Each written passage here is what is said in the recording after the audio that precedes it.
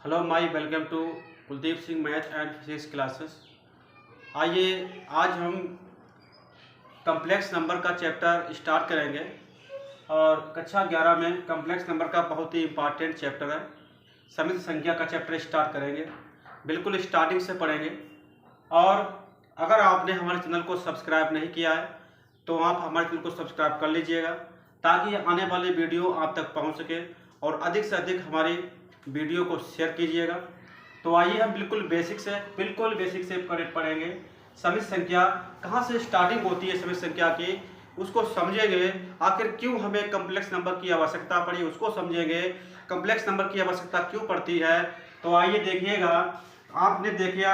देखिएगा आपने क्या होगा, हाई स्कूल में छोटी क्लासों में आपने 9, 10 में, 7, 8 में आपने 16 का वर्गमूल निकाला होगा। तो 16 का वर्गमूल कितना होता है, प्लस माइनस का 4 होता है। यहाँ कह सकते हैं कि एक्स स्क्वायर अगर बराबर का 16 दिया है तो अगर यहाँ से स्क्वायर हटाएंगे तो इसके ऊपर क्या आ जाएगा, वर्गमूल आएगा, क्योंकि स्क्वायर जब कन्वर्ट होता है तो वर्गमूल में कन्वर्ट हो जाता है। यहाँ से इसकी वैल्यू हमें 2 मिल जाती हैं। एक एक्स की वैल्यू यहाँ पर 2 मिल गई, एक प्लस एक माइनस की मिल जाती है, एक प्लस एक माइनस की मिल जाती है। अब देखिएगा यहाँ पर एक्स के हमारे पास 2 वैल्यू प्राप्त हुए हैं। एक्स का मान प्लस का 4 भी है, एक्स का मान माइनस का भी 4 है। तो आप इसमें एक्स स्क्वायर बराबर 16 में एक्स की जगह पर अगर हमने प्लस का 4 रख दिया फिर भी हमें 16 मिल जाएगा। अगर एक्स की जगह पर हमने माइनस का 4 रख दिया फिर भी हमें माइनस 4 का स्क्वायर 16 मिल जाएगा। यानी एक्स का स्क्वायर, यानी दुनिया स्क्वायर एक ऐसी संख्या है, या हम कह सकते हैं कि किसी भी संख्या का स्क्वायर जो है वो हमेशा प्लस आता है। आप किसी भी संख्या का स्क्वायर करेंगे, चाहे संख्या पॉजिटिव हो और चाहे संख्या हमारे नेगेटिव हो, किसी भी संख्या का अगर हम स्क्वायर कर रहे हैं तो वो नेगेटिव कभी आ ही नहीं सकता है, वो हमेशा पॉजिटिव ही आता है। इसी प्रकार क्योंकि एक्स स्क्वायर बराबर 16 लिखा है, यानी एक्स का मान प्लस का 4 और माइनस का 4 दोनों इसको सेटिस्फाई कर जाते हैं। इतना तो आपने कर लिया होगा कि प्लस वालों का वर्गमूल आपने आसानी से निकाल लिया होगा। लेकिन अगर हम आपसे कह दें कि -16 का वर्गमूल निकालिएगा तब आपको दिक्कत होगी। अगर मैंने कह दिया कि -16 का वर्गमूल आप निकालिएगा तो आपको दिक्कत हो जाएगी। तो -16 के वर्गमूल को आप निकाल ही नहीं सकते हैं। तो देखिएगा क्यों नहीं निकाल सकते, अगर हमने इसको x मान लिया, इसका अगर हम स्क्वायर कर देंगे, तो इसका क्या आ जाएगा, माइनस का 16 स्क्वायर करेंगे तो रूट हट जाएगा, एक्स स्क्वायर हो जाएगा। अब आप सपोज कीजिएगा अगर हम x की वैल्यू यहाँ प्लस की 4 डाल दें, क्योंकि हमने x की वैल्यू कितनी निकाली थी, प्लस की 4 और माइनस की 4 दोनों निकाली थी। x की 4 अगर हम डाल दें तो 4 का x की वैल्यू अगर हम 4 डाल दें तो क्या हो जाएगा, एक्स स्क्वायर की वैल्यू प्लस की 4 का स्क्वायर अर्थात 16 आएगा, जबकि एक्स स्क्वायर की वैल्यू -16 है। यानी किसी भी कीमत में ये एक्स स्क्वायर की वैल्यू -16 नहीं आ सकती है। अगर हम एक्स की वैल्यू -4 करके देख लें तो माइनस का 4 करेंगे तो -4 का स्क्वायर प्लस का 16 आएगा, लेकिन किसी का भी वर्ग माइनस का 16 नहीं आ सकता। किसी भी संख्या का वर्ग आप करेंगे तो उसका स्क्वायर कभी भी नेगेटिव में नहीं आता है, इसीलिए -16 का वर्गमूल यहाँ पर नहीं निकल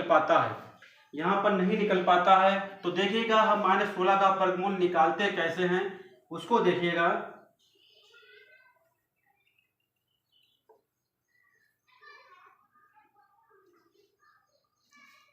अब देखिएगा हमने लिखा है माइनस का 16, तो इसको हम क्या लिख सकते हैं, -1 गुणे 16 लिख सकते हैं, -1 गुणे 16 लिख सकते हैं।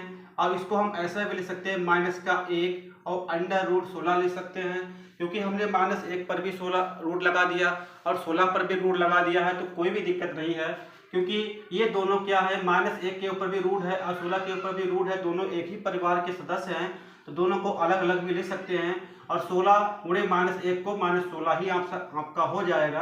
अब देखिएगा तो -1 मिला यहाँ पर, तो -1 जो मिला है, -1 का जो वर्गमूल है उसको i मान लेते हैं।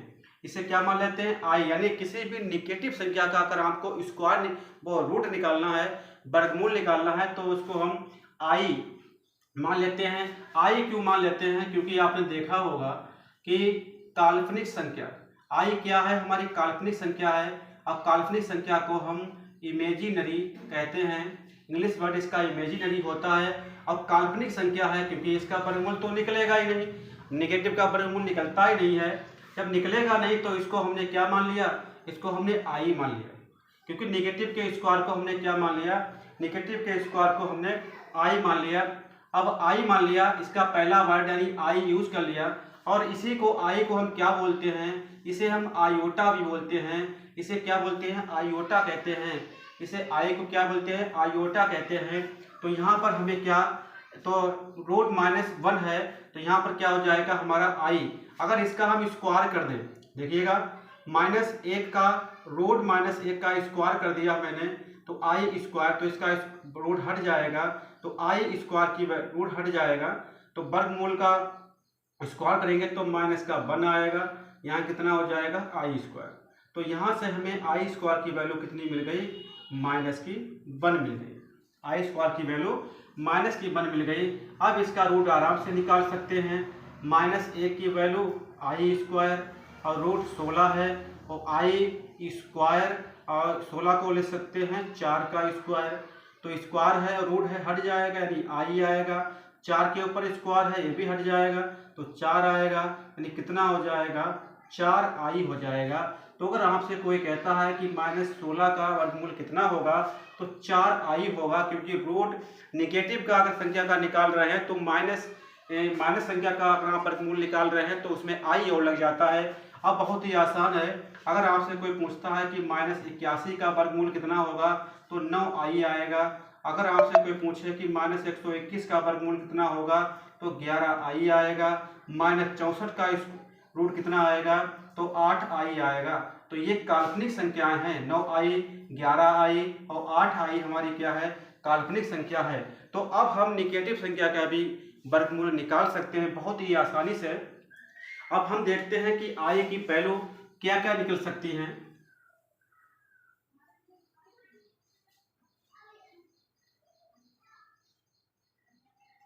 देखिएगा, अब हम देखेंगे कि आई की वैल्यू क्या निकल सकती हैं। सबसे पहले हमें क्या मिला कि आई की वैल्यू कितनी होती है, -√-1 होता है। आई स्क्वायर की वैल्यू कितनी होती है, -1 होती है।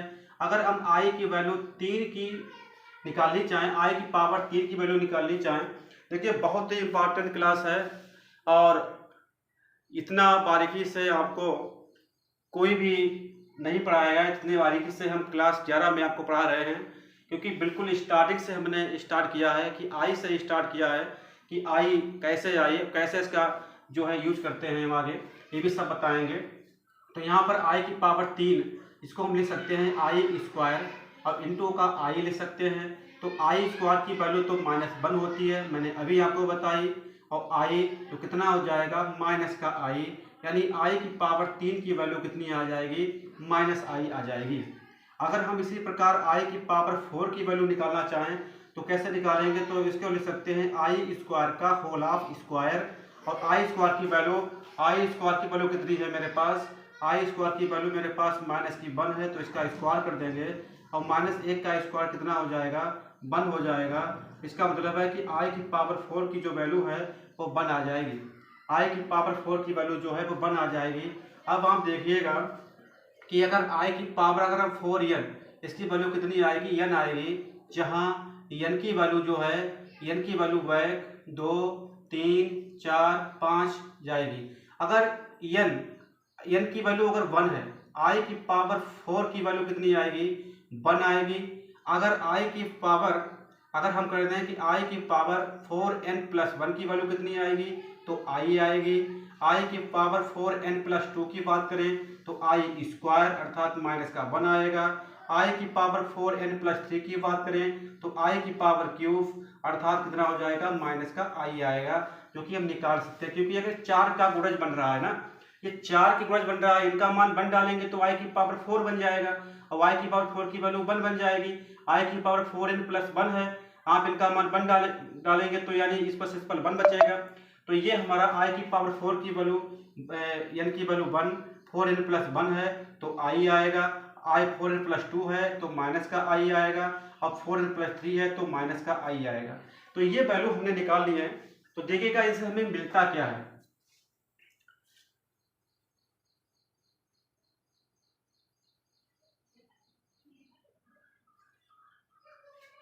तो देखिएगा हमें i की पावर 4n प्लस i की पावर 4n प्लस 1 और i की पावर 4n प्लस 2 और i की पावर 4n प्लस 3 सबको अगर जोड़ दिया जाए तो देखिए मिलेगा क्या। i की पावर 4n की वैल्यू हमारी 1 आई थी, i की पावर 4n प्लस 1 की वैल्यू i आई थी, i की पावर 4n प्लस 2 की वैल्यू माइनस की 1 आई थी, 4n प्लस 3 की वैल्यू प्लस माइनस की i आई थी, माइनस की i। तो अब देखिएगा ये प्लस का 1 है, ये माइनस का 1 है, ये i है, ये माइनस का i है, कितना आ जाएगा 0।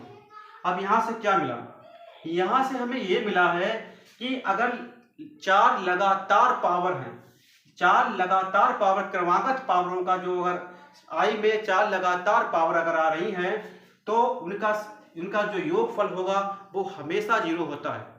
उनका जो योगफल होगा वो हमेशा क्या होता है 0 होता है। जैसे यहाँ पर 4n है, यहाँ पावर क्या है 0 है, 4n प्लस 1 पावर 0, फिर उसके बाद पावर 4n प्लस 1 आ गई, फिर पावर 4n प्लस 2 आ गई, अब 4n प्लस 3, मैंने 4 लगातार यानी क्रमागत पावर अगर आ रही हैं तो उनका सम हमेशा 0 आएगा। जैसे आप ले लीजिएगा i की पावर 5, i की पावर 6, i की पावर 7 और i की पावर 8।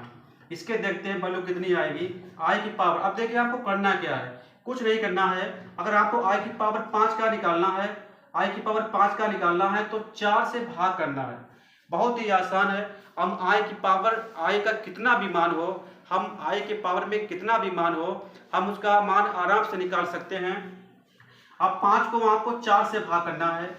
इसको देखिए 5 को 4 से भाग कर दिया और i की पावर 6 को भी 4 से भाग कर देंगे, i की पावर 7 को भी 4 से भाग कर देंगे, i की पावर 8 को भी 4 से भाग कर देंगे।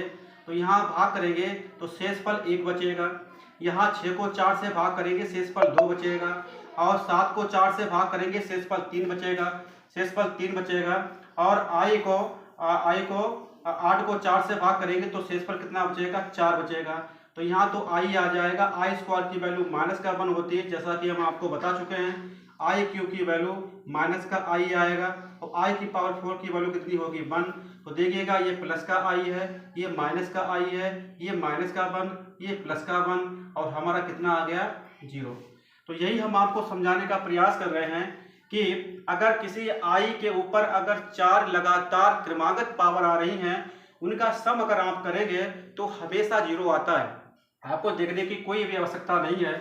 जैसे कि अगर आपने कर दिया 100, i की पावर 101, i की पावर 102 और i की पावर 103 प्लस i की पावर 104। आप देखिएगा यहाँ से लगातार पावर क्रमागत पावर चल रही है, 1 के बाद 2, 2 के बाद 3, 3 के बाद 4। तो इसका आंसर कितना आ जाएगा 0 आ जाएगा। आपको कुछ करने की आवश्यकता नहीं है, इसका आंसर कितना आ जाएगा 0 आ जाता है। हमने आपको बताया भी है कि इसका आंसर कैसे 0 आता है, इसका प्रूफ भी किया है अभी आपके सामने।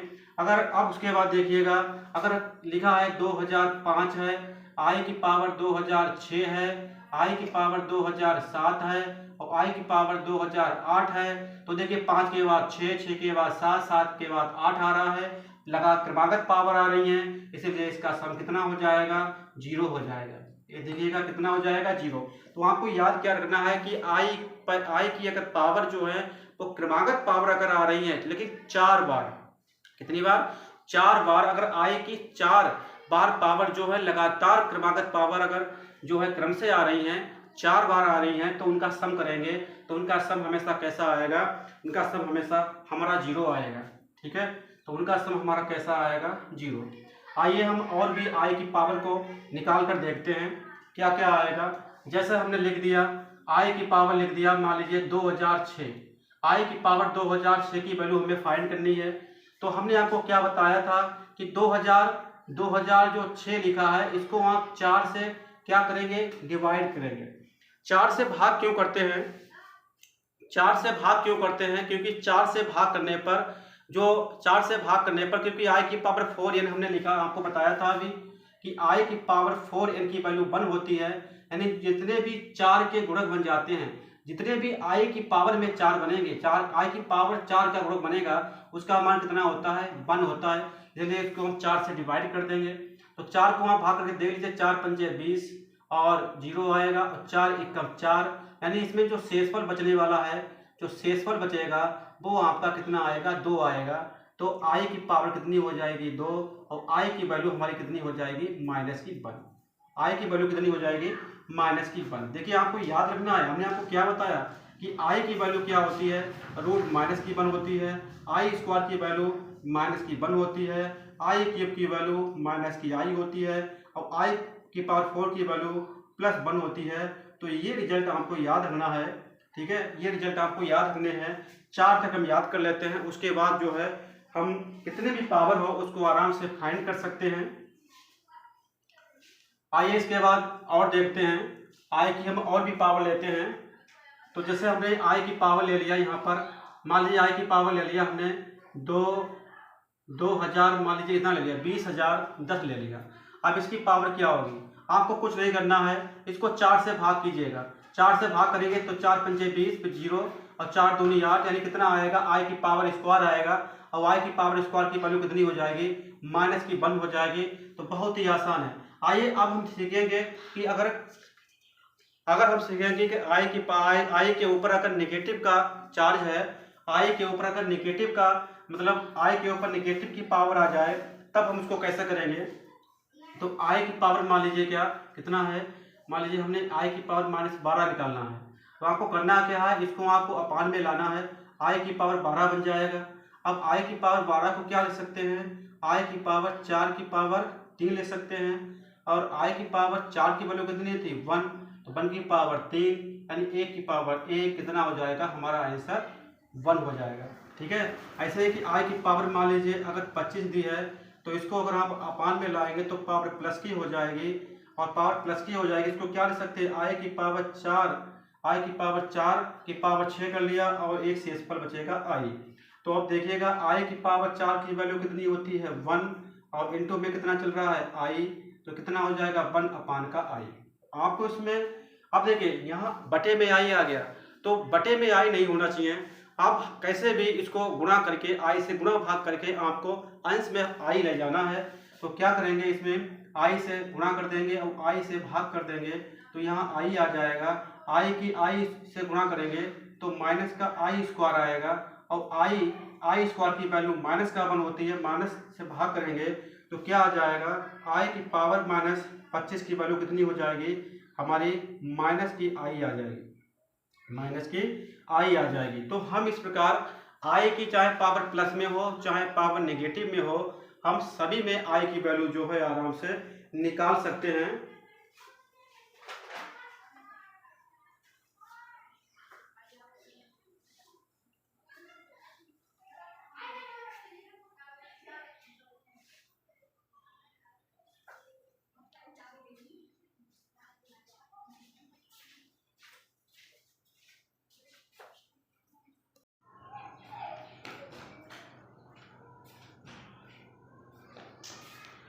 आइए इसके बाद हम देखते हैं जो है आगे भी देखते हैं कि आगे हम पढ़ेंगे अब कम्प्लेक्स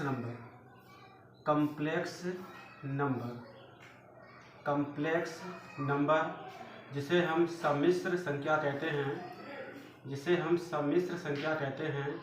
कम्प्लेक्स नंबर क्या होता है, तो हम देखिएगा कि ऐसी संख्या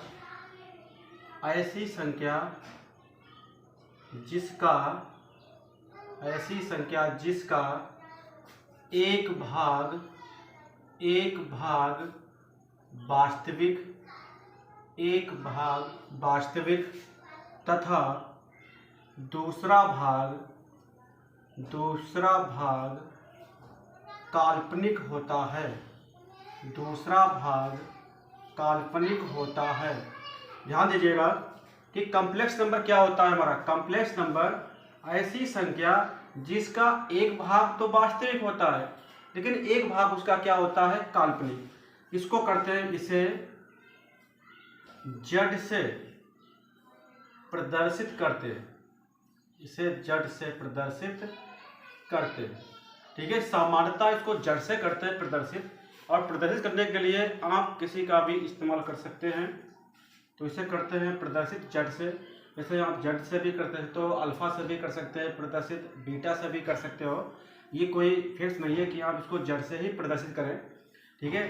तो जड़ बराबर क्या होता है, तो जड़ बराबर हो जाता है हमारा x प्लस का आई बाई। तो जड़ बराबर क्या है, x प्लस का आई बाई। तो देखिएगा इसमें x क्या है, ये हमारा है रियल पार्ट, ये हमारा है रियल पार्ट जिसे हम वास्तविक भाग कहते हैं, जिसे हम वास्तविक भाग कहते हैं। और y जो है ये हमारा काल्पनिक भाग है। y हमारा कैसा भाग है, ये काल्पनिक भाग है, या हम कह सकते हैं ये इमेजिनरी पार्ट है हमारा, ये इमेजिनरी पार्ट है। तो ऐसी संख्या जिसका एक भाग काल्पनिक और एक भाग वास्तविक होता है, ऐसी संख्या को हम कॉम्प्लेक्स नंबर अर्थात सम्मिश्र संख्या कहते हैं। ऐसे संख्या को कॉम्प्लेक्स नंबर क्या होता है, फिर से देखिएगा। कॉम्प्लेक्स नंबर में ऐसी संख्या जिसका एक भाग वास्तविक होता है और दूसरा भाग काल्पनिक होता है, ऐसी संख्या को हम जो है कॉम्प्लेक्स नंबर अर्थात सम्मिश्र संख्या कहते हैं। आप पहचानेंगे कैसे कौन सा भाग हमारा वास्तविक होगा और कौन सा भाग हमारा काल्पनिक। तो देखिएगा जिसमें आई लगा होता है, जिसमें आई लग जाएगा वो हमारा काल्पनिक भाग होगा, और जिसमें आई नहीं होगा वो हमारा वास्तविक भाग होगा। जैसे हमने z बराबर क्या लिख दिया, 2 + 3i लिखा, तो हम 2 की बात करें तो ये हमारा कौन सा हो जाएगा, वास्तविक भाग। 2 हमारा हो जाएगा वास्तविक भाग, और 3 की बात करें तो 3 हमारा कौन सा भाग हो जाएगा, 3 हमारा हो जाएगा काल्पनिक भाग, ठीक है। तो बहुत ही आसान है संख्या को पहचानना।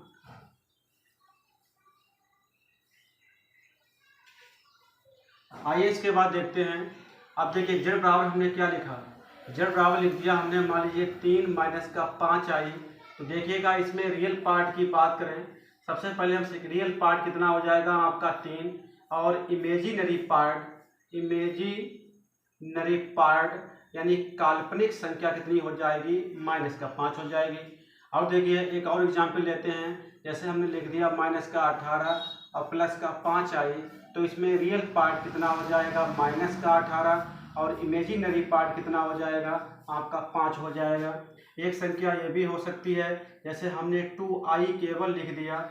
2i का मतलब क्या है, इसमें 0 + 2i इसको ले सकते हैं। तो 0 हमारा क्या हो जाएगा, रियल पार्ट, यानी इसमें ये संख्या शुद्ध काल्पनिक संख्या है, इसमें रियल पार्ट 0 है, और इसमें काल्पनिक भाग जो हमारा है वो कितना है हमारा, वो हमारा 2 है, काल्पनिक भाग 2 है। और हमने z मान लीजिए लिख दिया 2 लिख दिया। अब इसमें देखिएगा z बराबर 2 जो है ये कैसी संख्या है, ये शुद्ध वास्तविक संख्या है, इसमें 0i लिख सकते हैं। तो 2 हमारा वास्तविक भाग हो जाएगा, और 0 इसमें क्या हो जाएगा हमारा काल्पनिक भाग हो जाएगा। 0 इसमें में क्या हो जाएगा, काल्पनिक भाग।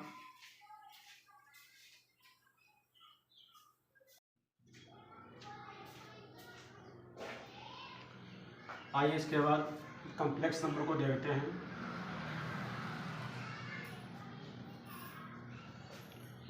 आइए तो ये हमारा क्या हो जाएगा, z = जैसे कोई भी दिया है, जैसे हमने अभी 5 + 18i है, फिर से देख लीजिएगा एक बार। तो इसमें अगर आपसे कोई पूछेगा कि रियल पार्ट कितना हो जाएगा हमारा, तो रियल पार्ट हमारा हो जाएगा 5, और इमेजिनरी पार्ट की बात करें अर्थात काल्पनिक संख्या की बात करें तो ये कितना हो जाएगा हमारा 18 हो जाएगा। तो जिसमें आई लगा होगा वो हमारा काल्पनिक भाग होगा, जिसमें हमारा आई नहीं लगा होगा वो हमारा वास्तविक भाग होगा। तो देखिएगा, तो ये हमारा क्या हो जाता है, ये कॉम्प्लेक्स नंबर है जिसका एक भाग वास्तविक होता है, एक भाग क्या होता है उसका काल्पनिक हो जाता है। आइए अब इसके बाद हम देखेंगे conjugate complex number, conjugate complex number, conjugate complex number, conjugate complex number, इसे क्या बोलते हैं, संयुग्मी सम्मिश्र संख्या, संयुग्मी सम्मिश्र संख्या, संयुग्मी सम्मिश्र संख्या। तो संयुग्मी सम्मिश्र संख्या क्या होती है, देखिएगा जैसे हमारी कम्प्लेक्स नंबर होती है जेड, कम्प्लेक्स नंबर क्या होता है, जेड इक्वल टू होता है एक्स प्लस का आई बाई एक्स, जेड प्लस का आई बाई एक्स प्लस का आई बाई। और संयुग्मी सभी संख्या जो होती है इसको करते हैं प्रदर्शित जेड बार से। किससे करते हैं, जेड बार से। इसको जेड बार से प्रदर्शित करते हैं और ये कितना हो जाएगा, एक्स माइनस का आई बाई हो जाता है जेड बार। यानी जो हमारा काल्पनिक भाग होता है उस पर को जो चिन्ह है उसका चिन्ह को परिवर्तित कर देते हैं। अगर काल्पनिक भाग के पास में प्लस का चिन्ह है तो इसका कॉन्जुगेट माइनस हो जाएगा। अगर इसके जो है काल्पनिक भाग के पास अगर नेगेटिव का है, जैसे ये जेड इक्वल टू कितना दिया है, एक्स माइनस का आई बाई है, तो इसका जो कॉन्जुगेट कितना हो जाएगा, वो एक्स प्लस का आई बाई हो जाएगा। तो आप दोनों को जरा देखिएगा कि अगर जेड का मान एक्स प्लस आई बाई है, यानी हमारी जो काल्पनिक संख्या है उसका अगर चिन्ह प्लस है, आई का चिन्ह अगर प्लस है, तो उसका जो कॉन्जुगेट होगा उसमें आई का चिन्ह माइनस हो जाएगा। इसमें अगर कम्प्लेक्स नंबर में अगर आई का चिन्ह निगेटिव है और तो कॉन्जुगेट में उसका आई का चिन्ह प्लस हो जाता है। तो कहने का मतलब यह है कि कम्प्लेक्स कॉन्जुगेट जो होता है, कम्प्लेक्स कॉन्जुगेट कम्प्लेक्स नंबर क्या होता है, उसका ऐसा भाग जिसमें जो इमेजरी भाग होता है वो उसका अपोजिट हो जाता है। अगर जैसे मान लीजिए यहाँ ये जो काल्पनिक भाग का चिन्ह जो है प्लस है तो माइनस हो जाएगा, और माइनस है तो प्लस हो जाता है, तो वो हमारा क्या बन जाता है, संयुग्मी समिश्र संख्या। उसे क्या बोलते हैं हम, संयुग्मी समिश्र संख्या बोलते हैं। आइए अब हम क्या करेंगे, अब हम सीखेंगे समिश्र संख्या का योग। ठीक है, addition of complex number, addition of complex number. इसका ऐड कैसे करेंगे, कम्प्लेक्स नंबर को जोड़ते कैसे हैं वो सीखेंगे। तो देखिएगा, माना पहली कम्प्लेक्स नंबर हमने समिश्र संख्या कौन सी ले ली, x1 और प्लस का आई बाई 1 ले ली, और दूसरी हमारे पास जो कम्प्लेक्स नंबर है वो x2 और प्लस का आई बाई 2 है। तो देखिएगा इनको जोड़ेंगे कैसे, z1 और प्लस का z2 कितना हो जाएगा, x1 और प्लस का आई बाई 1, इसमें जोड़ देंगे हम x2 और प्लस का आई बाई 2, तो x1 और प्लस का आई बाई 1 और x2 और प्लस का आई बाई 2, तो x1 और प्लस का x2 को एक साथ लिख लेंगे क्योंकि ये वास्तविक भाग है। यहाँ देखिएगा आई कॉमन है, आई कॉमन ले लेंगे तो क्या हो जाएगा, बाई 1 प्लस का बाई 2, तो ये क्या हो जाएगा, z1 प्लस का z2। कहने का मतलब है कि अगर हमें दो कम्प्लेक्स नंबर को जोड़ना है तो बहुत ही आसान है, उनके वास्तविक भाग को जोड़ लीजिएगा। नहीं, वास्तविक वाला भाग वास्तविक में जोड़ेगा और काल्पनिक वाला भाग काल्पनिक में ऐड होता है। x1 प्लस x2, x1 क्या है हमारा पहली संख्या, पहली कम्प्लेक्स का वास्तविक भाग है, x2 हमारी दूसरी कम्प्लेक्स नंबर का वास्तविक भाग है, बाई 1 पहली कम्प्लेक्स नंबर का काल्पनिक भाग है और बाई 2 दूसरी कम्प्लेक्स नंबर का जो है काल्पनिक भाग है। तो कहने का मतलब ये है, अगर आपको दो कम्प्लेक्स नंबर को जोड़ना है तो वास्तविक वाला भाग वास्तविक में ऐड होगा और काल्पनिक वाला भाग जो है वो काल्पनिक में ऐड हो जाता है। जैसे इसको हम एक एग्जाम्पल से समझते हैं, z1 की वैल्यू कितनी दी है, 2 प्लस का 3 आई दिया है, और z2 की वैल्यू कितनी दी है, 3 माइनस का 5 आई दिया है। देखिएगा इनको जोड़ेंगे कैसे, z1 प्लस का z2 करेंगे तो क्या करेंगे, तो 2 और 3 5, इसका वास्तविक भाग 2, इसका 2 है, इसका 3, तो वास्तविक भाग को जोड़ लेंगे और इसको जोड़ लेंगे, काल्पनिक भाग 3 आई है, यहाँ माइनस का 5 आई, तो माइनस का 2 आई हमारा आ जाएगा। यानी इसका जो ऐड होगा वो कितना हो जाएगा, 5 माइनस का 2 आई हो जाएगा। ठीक है, इसी प्रकार हम कई संख्याओं को आपस में जोड़ सकते हैं।